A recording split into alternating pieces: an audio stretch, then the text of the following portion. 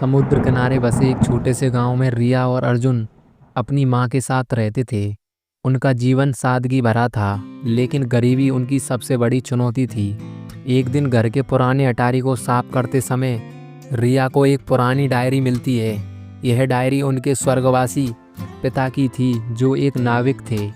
Diary के पन्नों पर खजाने का जिक्र था, एक डूबते हुए जहाज का खजाना जो समुद्र के बीच कहीं छुपा हुआ था। साथ में एक नक्शा भी था।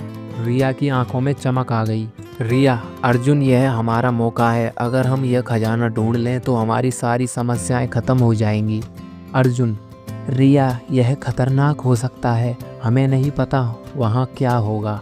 लेकिन रिया की उम्मीदों के आगे अर्जुन की झिझक टिक नहीं पाई। अगले दिन दोनों ने एक छोटी सी नाव लेकर यात्रा शुरू की। समुद्र शांत था। रिया नाव चला रही थी और अर्जुन दूर दूर फैले पानी को देख रहा था। सब कुछ रोमांचक लग रहा था, लेकिन धीरे धीरे कठिनाइयाँ शुरू हो गईं।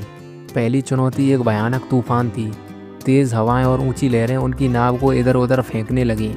दोनों ने मिलकर नाव को संभाला, लेकिन डर उनकी आंखों में साफ झलक रहा था। तूफान थमने के बाद उनकी नाव एक घने कोहरे में फंस गई। तभी अचानक एक विशाल काला जहाज उन्हें सामने से आता दिखाई दिया। यह समुद्री लुटेरों का जहाज था।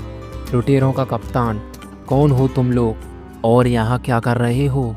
अर्जुन, हम सिर्फ मछली पकड़ने आए हैं।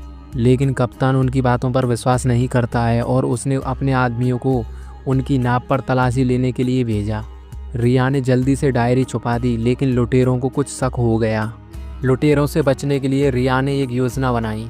उसने अर्जुन से कहा, तुम मोटर स्टार्ट करो, मैं उन्हें भटकाती हूँ। रिया ने लुटेरों को बातों में उलझा लिया और अर्जुन ने मौका देखकर नाव चलानी शुरू कर दी। अचानक नाव तेजी से चल पड़ी और दोनों लुटेरों के जहाज से दूर भागने में सफल हो गए। कुछ घंटों के सफ़र के बाद वे आखिरकार उस जगह पहुँचे जहाँ जहाज का खजाना छिपा हुआ था।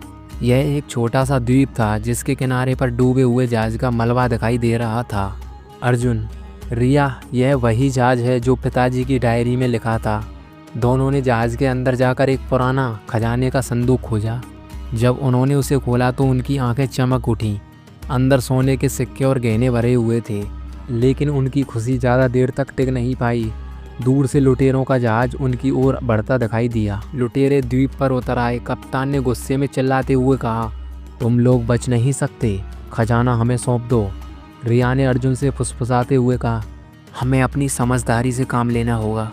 उन्होंने जहाज के मलबे में पड़ी एक पुरानी तोप का इस्तेमाल करने का फैसला किया। रिया ने जल्दी से तोप तैयार की और अर्जुन ने उसका निशाना लगाया। जैसे ही लुटेरे करीब आए, तोप से एक ज़बरदस्त धमाका हुआ और लुटेरे डर के मारे भाग गए।